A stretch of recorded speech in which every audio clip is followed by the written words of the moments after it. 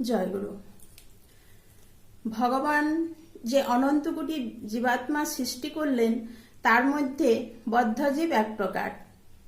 তো বদ্ধজীব কারা?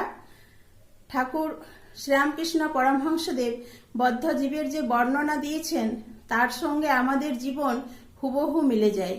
তিনি বলেছেন, বদ্ধজীবেরা ভগবান সম্পর্কে জানতে চায় না, তারা বন্ধনের মধ্যে আবদ্ধ থাকতে চায়, কিন্তু বন্ধনের যে যন্ত্রণা তা তারা অনুভব করে না।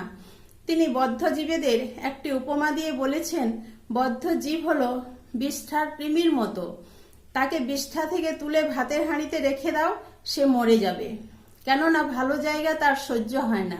ঠিক সেই রকম বদ্ধজীবেরা ঈশ্বরের কথা শুনতে ভালোবাসে না, বিষয়াশয়ের কথায় তাদের ভালো লাগে।